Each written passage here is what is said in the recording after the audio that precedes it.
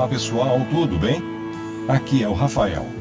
Estou aqui para pedir que se inscrevam no canal e nos ajudem a cada vez melhorar nosso conteúdo para vocês. Não se esqueçam de se inscrever. Muito obrigado.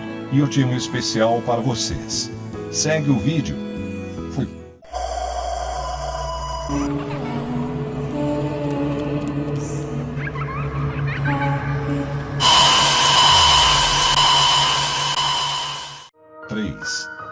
A loucura vinda do mar. Se o céu algum dia quisesse conceder-me uma benção, esta seria apagar de todos os efeitos do acaso que fez meus olhos se fixarem em um pedaço de papel que forrava uma prateleira. Não era algo com que eu me teria deparado naturalmente em minhas ocupações diárias, pois se tratava de um número velho de um jornal australiano, o Sydney Bulletin, de 18 de abril de 1925. Ele tinha escapado inclusive à firma de distribuição de recortes que, por ocasião de sua edição, vinha coletando material para a pesquisa de meu tio. Minhas investigações sobre o que o professor Angel chamava de culto de Cthulhu estavam quase paradas e eu estava de visita a um amigo erudito em Paterson, Nova Jersey, curador de um museu local e mineralogista de renome. Examinando, certo dia, os espécimes de reserva, espalhados nas prateleiras de uma sala de fundo do museu, meu olhar foi atraído por uma curiosa ilustração em um dos velhos jornais estendidos embaixo das pedras. Tratava-se do Sydney Bulletin que mencionei, pois meu amigo tinha amplas relações no exterior, e a ilustração era uma autotipia recortada de uma repulsiva imagem de pedra quase idêntica a que Legrasse tinha encontrado no pântano. Retirei, impaciente, as peças preciosas de cima da folha de jornal e examinei minuciosamente a matéria, despontando-me com pouco o que dizia. O que ela sugeria, porém, teve profundas repercussões em minha busca periclitante e recordei com todo cuidado para tomar medidas imediatas. Ela dizia o seguinte: misterioso navio perdido encontrado no mar. Vigilante chega rebocando iate neozelandês armado e abandonado. Encontrados um sobrevivente e um morto a bordo. História de batalha desesperada e mortes no mar. Marinheiro resgatado omite detalhes sobre a estranha experiência. Encontrado ídolo estranho em sua posse. Investigações prosseguem. O cargueiro vigilante da Morrisonco, com destino a Valparaíso, chegou esta manhã a sua educa no porto de Darling, rebocado o iate a vapor Alert, combatido e inutilizado mas fortemente armado, de Dunedin, Nova Zelândia, que foi avistado no dia 12 de abril em 34°21 de latitude AC. E 152º 17 de longitude O. Com um homem vivo e um morto a bordo. O vigilante deixou Valparaíso em 25 de março, e no dia 02 de abril foi impelido muito ao sul de sua rota por tempestades excepcionalmente violentas e ondas monstruosas. Em 12 de abril, um navio abandonado foi visto e, embora parecesse estar deserto, depois de abordado, verificou-se que abrigava um sobrevivente em condições quase delirantes e um homem que, com certeza, estava morto havia mais de uma semana. O vivo estava agarrado a um horrível ídolo de pedra de origem desconhecida, com cerca de 30 centímetros de altura, sobre cuja natureza autoridades da Universidade de Sydney, da Royal Society e do Museu da College Street professaram total perplexidade, e que o sobrevivente fez ter encontrado na cabine do iate, em um pequeno escrínio cinzelado de tipo comum. Esse homem, depois de recobrar os sentidos, contou uma história muito estranha de pirataria e chacina. Trata-se de Gustaf Johansen, um norueguês de alguma inteligência, e que fora o contramestre da escuna de Auckland, que 13 zarpou para Callao com uma tripulação de 11 homens em 20 de fevereiro. A Ima, dizia ele, foi retardada e empurrada com toda a força para o sul de sua rota pela grande tormenta de 1º de março, e em 22 de março, estando em 49º 51 de latitude AC, e 128º 34 de longitude O. Encontrou Alert, manejado por uma tripulação estranha e mal encarada de canacas e mestiços. Ordenado peremptoriamente a voltar, o capitão Collins se recusou, diante do que a estranha tripulação começou a atirar com selvageria e sem aviso na escuna com a bateria pesada de canhões de bronze que equipava o iate.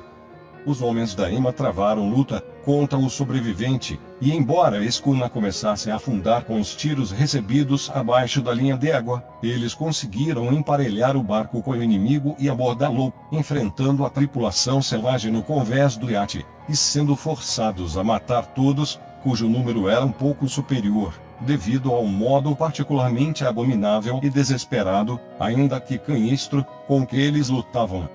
3 homens da Ema, inclusive o capitão Collins e o imediato Green, foram mortos, e os 8 restantes, comandados pelo contramestre Johansen, trataram de manobrar o iate capturado, seguindo em seu curso original para ver se existia alguma razão para a ordem de voltar.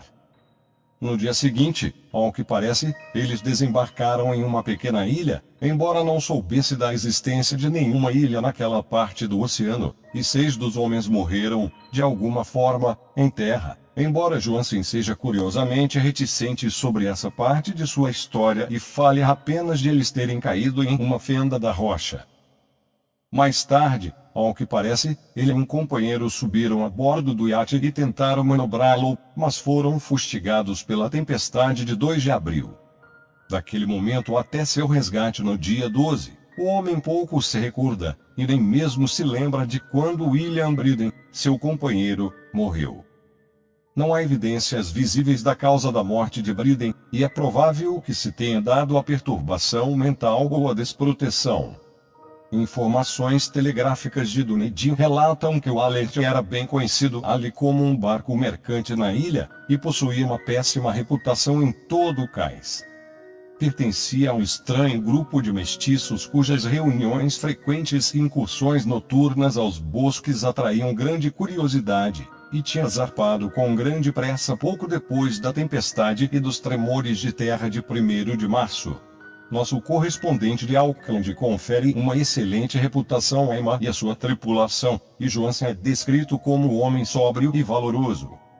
O almirantado vai abrir um inquérito sobre o assunto todo a partir de amanhã, e todos os esforços serão enviados para induzir Johansen a falar mais francamente do que tem feito até agora. Isso era tudo, além da imagem da estatueta infernal, mas que associação de ideias desencadeou em minha mente. Ali estavam novas e preciosas informações sobre o culto de Cthulhu, e evidências de que ele guardava estranhas relações com o mar, assim como a terra. O que teria levado a tripulação mestiça a ordenar que Ema retornasse enquanto seguiram em frente com seu hediondo ídolo. O que seria a ilha desconhecida onde 6 homens da Ema tinham morrido, e sobre a qual o imediato Johansen era tão reticente. O que a investigação do vice-almirantado teria apurado e o que se saberia do abominável culto em Dunedin. E o mais admirável, que relação profunda e sobrenatural de datas era aquela que emprestava um significado maligno agora inegável às diversas viravoltas dos acontecimentos tão cuidadosamente anotadas por meu tio. Em 1º de março, nosso 28 de fevereiro, segundo a linha internacional da data, vieram um terremoto e a tempestade. De Dunedin, o Alert e sua deletéria tripulação tinha partido a toda pressa como se fossem imperiosamente convocados, e no outro lado da terra, poetas e artistas tinham começado a sonhar com uma estranha cidade ciclópica e úmida, enquanto o jovem escultor tinha modelado, durante o sono, a forma do temível Cthulhu. Em 23 de março, a tripulação da Ema desembarcou em uma ilha desconhecida onde deixou os 6 mortos. E naquela mesma data, os sonhos de homens sensíveis assumiram uma vivacidade acentuada, obscureceram de pavor da perseguição maligna de um monstro gigantesco, enquanto um arquiteto enlouquecia e um escultor mergulhava no delírio. E quanto a essa tempestade de 2 de abril, a data em que todos os sonhos com a cidade úmida cessaram e Will Cox escapou ileso do jugo de estranha febre. O que pensar disso tudo, e das sugestões do velho Castro sobre os antigos, de origem estelar, submersos e o advento de seu reinado, seu culto religioso e seu domínio sobre os sonhos? Estaria eu cambaleando à beira de horrores cósmicos que a capacidade humana seria incapaz de suportar. Se assim fosse, deviam ser apenas horrores mentais, pois, De algum modo, o 2 de abril dara um fim a qualquer ameaça monstruosa que tivesse começado seu assédio à alma da humanidade. Naquela noite, depois de um dia de arranjos e telegramas apressados, despedi-me de meu hospedeiro e tomei um trem para São Francisco.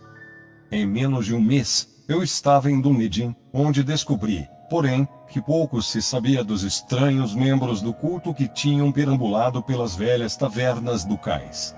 A escória das docas era comum demais para merecer alguma menção especial, embora corressem vagos rumores sobre uma viagem ao interior, feita por aqueles mestiços, durante a qual se notaram um longínquo rufar de tambores e chamas vermelhas nos morros distantes. Em Auckland, fiquei sabendo que Johansen tinha voltado com os cabelos louros embranquecidos depois de uma inquisição perfunctória e inconclusiva em Sydney, e depois disso vendera sua casinha na West Street e navegara com a mulher para sua velha casa em Oslo. Sobre a sua estarrecedora experiência, ele não diria aos amigos mais do que dissera aos funcionários do almirantado, e tudo que eles puderam fazer foi dar-me seu endereço em Oslo. Depois disso, fui a Sydney e conversei com marinheiros e membros do tribunal do vice-almirantado, mas foi em vão. Vi o Alert, agora vendido e em uso comercial, no cais circular em Sydney Cove, mas de nada me serviu sua aparência vulgar. A estatueta agachada com sua cabeça de choco, corpo de dragão, asas escamadas e pedestal hieróglifo, estava guardada no Museu do Parkhead. Eu a estudei atentamente, achando-a de um artesanato muito raro, contendo o mesmo absoluto mistério, terrível antiguidade e sinistra estranheza de material que eu tinha notado no exemplar menor de Legrasse. Os geólogos, contou-me o curador, tinham-na considerado um grande mistério, pois juravam que não havia no mundo uma pedra daquele tipo. Estremecendo, pensei no que o velho Castro tinha dito a Legrasse sobre os grandes primitivos. Eles vieram das estrelas e trouxeram suas imagens consigo. Abalado por uma revolução mental como jamais conhecera, resolvi visitar o contramestre Johansen em Oslo. Navegando até Londres, tornei a embarcar em seguida para a capital da Noruega, onde desembarquei, em um certo dia de outono, nas docas bem cuidadas à sombra de Geberg. O endereço de Johansen, conforme verifiquei, ficava na cidade velha do Rearo de Ardrada, que mantivera vivo o nome de Oslo durante os séculos em que a cidade maior se desfaçara de Christiania. Fiz o breve percurso de táxi com o coração palpitando, na porta de um velho e bem cuidado edifício com a frente rebocada. Uma mulher de rosto melancólico, de preto, atendeu, causando-me profunda frustração ao me contar, em um inglês vacilante, que Gustav Johansen já não existia. Não sobrevivera a seu retorno, contou-me a esposa, pois os acontecimentos ao mar, em 1925, tinham acabado com ele. Ele não tinha contado à esposa nada além do que dissera em público, mas tinha deixado um longo manuscrito, sobre assuntos técnicos como dizia, escrito em inglês, evidentemente para protegê-la do risco de uma leitura casual. Caminhando por uma estreita viela perto do cais de Gotemburgo, fora atingido e derrubado por um fardo de papel caído de uma janela de sótão. 2 marinheiros indianos ajudaram-no prontamente a se levantar, mas antes que a ambulância chegasse, ele estava morto. Os médicos não encontraram nenhuma causa apropriada para o seu falecimento e atribuíram a problemas cardíacos e a constituição debilitada. Senti agora corroer-me as entranhas aquele terror hediondo que jamais me abandonará até que eu também fique em repouso, por acidente ou de alguma outra forma. Persuadindo a viúva de que minha conexão com os assuntos técnicos de seu marido me intitulava a ficar com o manuscrito, levei o documento e comecei sua leitura no navio para Londres. Era uma coisa simplória, desconexa, o esforço de um marinheiro ingênuo em um diário a posteriori, e procurava recordar, dia a dia, aquela última e terrível viagem. Não posso tentar transcrevê-lo literalmente em toda a sua nebulosidade e redundância, mas reproduzirei bastante de seu conteúdo para mostrar porque o som da água contra os costados do navio se tornou de tal forma insuportável para mim que tapei os ouvidos com algodão. Johansen, graças a Deus, não sabia tudo, apesar de ter visto a cidade e a coisa. mas eu jamais dormirei tranquilo enquanto pensar nos horrores que espreitam sem parar por trás da existência no tempo e no espaço, e naquelas blasfêmias profanas, de estrelas primitivas, que sonham no fundo do mar, conhecidas e veneradas por um culto de pesadelo pronto e ávido para soltá-las no mundo, sempre que algum terremoto suspender sua monstruosa cidade de pedra novamente até o sol e o ar. A viagem de Johansen tinha começado tal como ele contou ao vice-almirantado. Aima, navegando com lastro, fezera-se ao mar em Auckland, em 20 de fevereiro, e tinha sido atingida em cheio por aquela tempestade provocada pelo terremoto que devia ter desprendido, do fundo do mar, os horrores que povoam os sonhos humanos. De novo sob controle, a embarcação avançava em boa marcha quando foi atacada pelo Lalert, em 22 de março, e pude sentir o desgosto do imediato enquanto descrevia seu bombardeio e afundamento. Aos fanáticos mestiços do Alert, ele se refere com perceptível horror. Eles tinham alguma coisa especialmente abominável que parecia quase um dever destruí-los, e Johansen manifesta um espanto ingênuo com a acusação de impiedade feita a seu grupo durante o inquérito judicial. Depois, impelidos pela curiosidade, seguiram em frente no iate capturado sob o comando de Johansen e avistaram uma grande coluna de pedra se projetando para cima da superfície do mar, e em 47º de latitude AC. E 126ª 43 de longitude O. Chegaram ao litoral combinando londo, limo e construções de alvenaria ciclópica coberta de ervas daninhas que outra coisa não poderia ser senão a substância tangível do supremo horror sobre a terra, a pavorosa cidade defunta de R'lyeh, construída em eras imemoriais anteriores à história pelas formas imensas e malignas que se infiltraram das estrelas sombrias. Ali jaziam o poderoso Cthulhu e suas hordas, ocultos em criptas verdes, enlameadas, e expedindo, enfim, depois de ciclos temporais incalculáveis, os pensamentos que espalhavam o terror nos sonhos de pessoas sensíveis e convocavam imperiosamente os fiéis a uma romaria de libertação e restauração. Disso tudo não suspeitava Johansen, mas Deus sabe que ele logo veria o suficiente. Imagino que um único topo de montanha, a hedionda cidadela encimada por monólitos sobre a qual o grande Cthulhu estava enterrado, emergiu mesmo das águas. Quando penso na extensão de tudo que pode estar germinando naquele lugar, tenho vontade de me matar. Johansen e seus homens ficaram admirados diante da majestade cósmica daquela Babilônia gotejante de demônios ancestrais, e devem ter imaginado, sem orientação, que aquilo não pertencia a este e nem a qualquer outro planetação. A admiração com o tamanho descomunal da cidade de blocos de pedra esverdeados, com a altura estonteante do grande monólito cinzelado e com a estarrecedora semelhança entre as colossais estátuas e baixos relevos, e a imagem bizarra encontrada em um escrínio do Alert, é dolorosamente visível em cada linha da apavorada descrição do contramestre. Sem conhecer o futurismo, Johansen chegou muito perto dele ao falar da cidade, pois, em vez de descrever alguma estrutura ou edifício definido, eles até impressões gerais sobre os imensos ângulos e superfícies de pedra, superfícies grandes demais para pertencerem a qualquer coisa normal ou própria dessa terra, corrompidas por imagens e hieróglifos terríveis. Menciono sua referência a ângulos porque sugere algo que Wilcox me disse sobre seus pavorosos sonhos.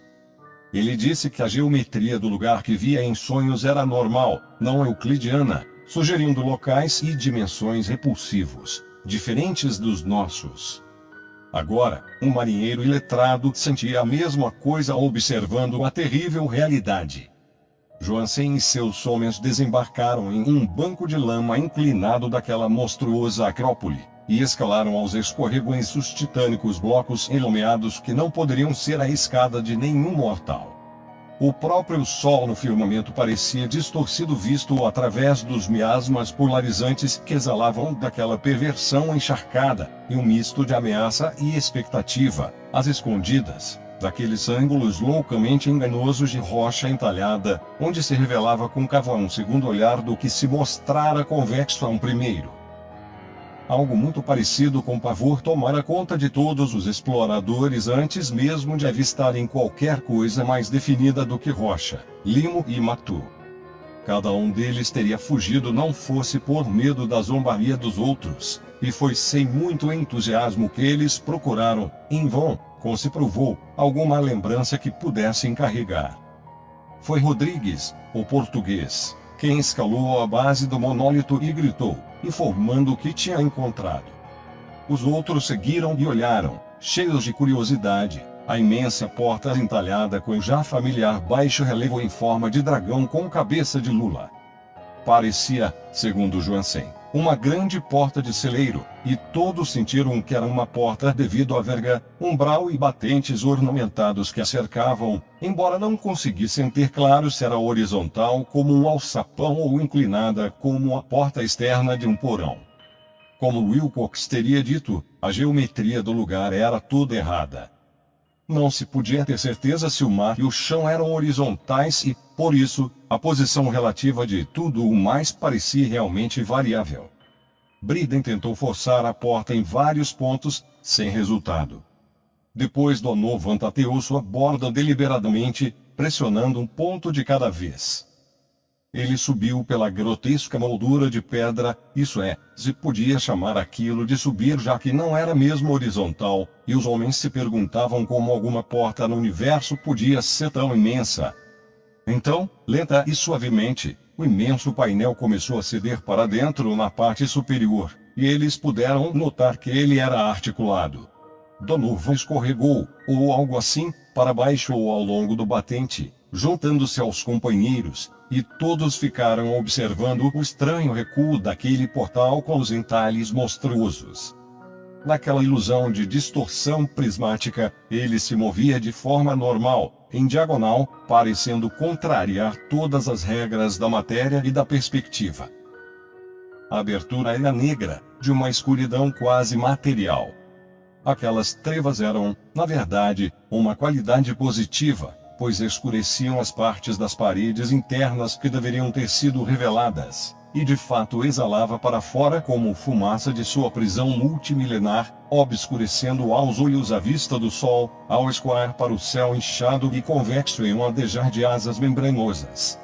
O cheiro que exalava das profundezas recém-abertas era intolerável, até que Hawkins, que tinha ouvidos muito aguçados, pensou ter ouvido um chapinhar repulsivo no interior. Os homens ficaram atentos e ainda tentaram ouvir, quando a coisa se arrastou, babando, à vista de todos, espremendo a sua imensidade verde e gelatinosa pela passagem escura para o ar exterior infecto daquela venenosa cidade de loucura. A caligrafia do pobre Johansen quase estancou nesse ponto. Dos 6 homens que jamais retornaram ao navio, ele acha que 2 sucumbiram de puro pavor naquele maldito instante. A coisa não pode ser descrita, não há linguagem para abismos tão imemoriais de pavor e demência, contradições tão grandes de matéria, força de ordem cósmica. Uma montanha caminhado se arrastando. Deus! Não espanta que, por toda a terra, um grande arquiteto enlouquecesse e o pobre Wilcox delirasse de febre naquele instante telepático. A coisa dos ídolos, a cria verde e gosmenta vinda das estrelas, tinha despertado para reclamar o que era seu. As estrelas estavam posicionadas uma vez mais e o que um culto ancestral não tinha conseguido deliberadamente, um grupo de inocentes marinheiros tinha obtido por acidente. Após eras incontáveis, o poderoso Cthulhu estava livre outra vez, e ávido de prazer. 3 homens foram varridos pelas patas balufas antes de alguém poder virar-se. Que descansem em paz, se algum repouso existir no universo. Era eles Donovan, Guerreira e Klingstrom.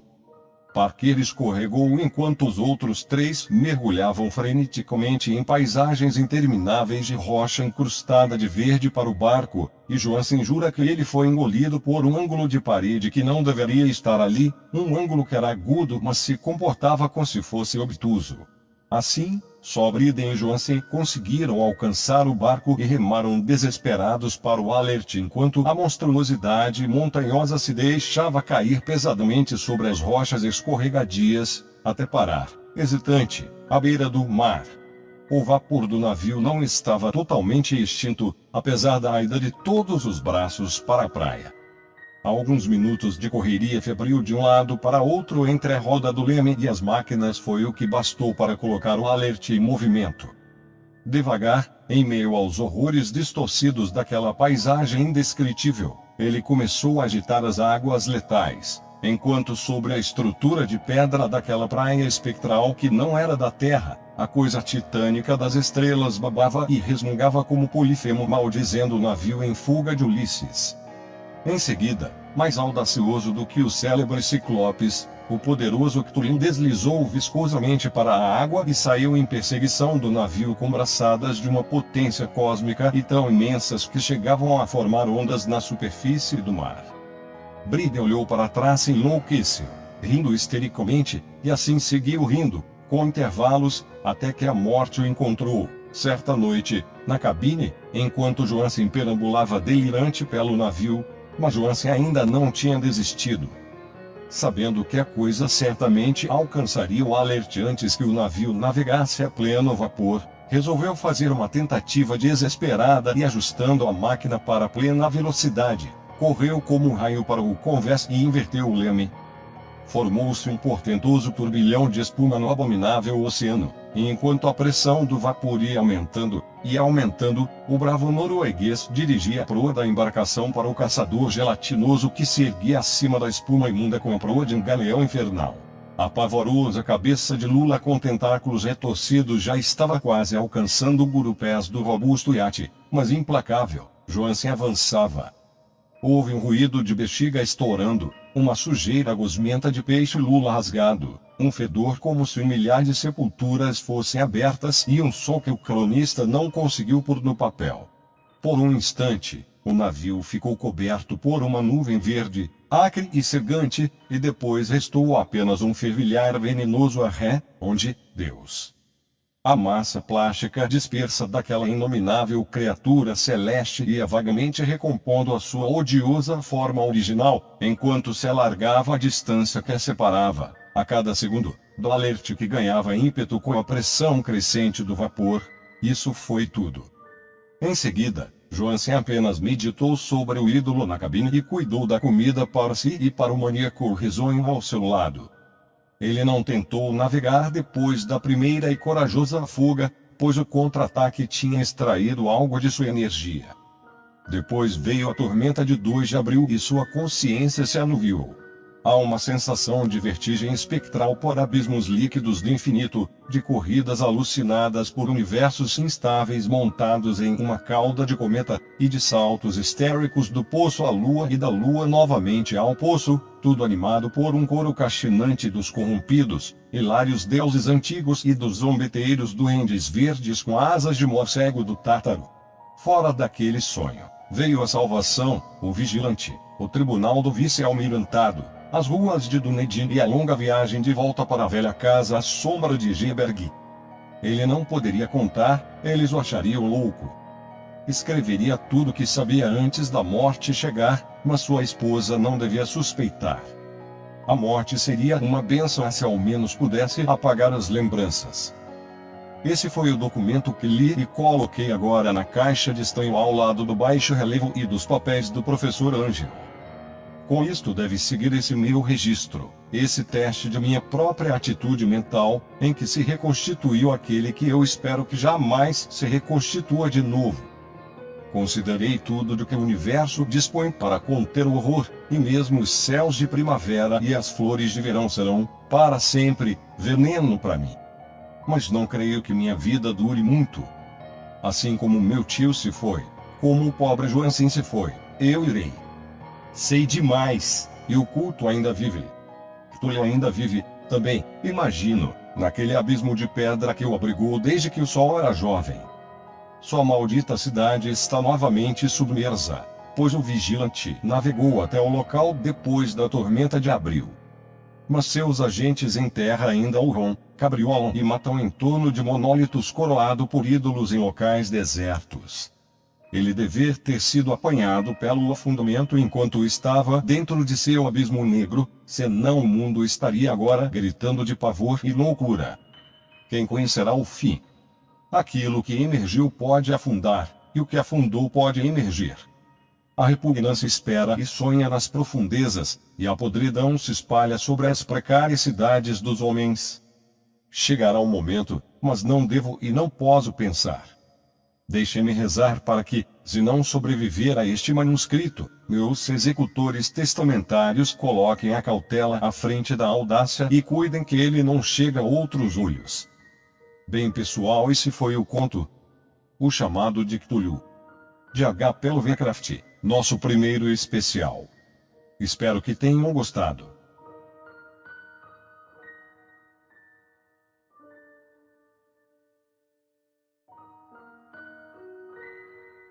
Então vamos ficando por aqui. Deem o like, aperte o sininho e se inscreva. Vídeos novos 2 vezes por semana. Muito obrigado pela audiência e fui.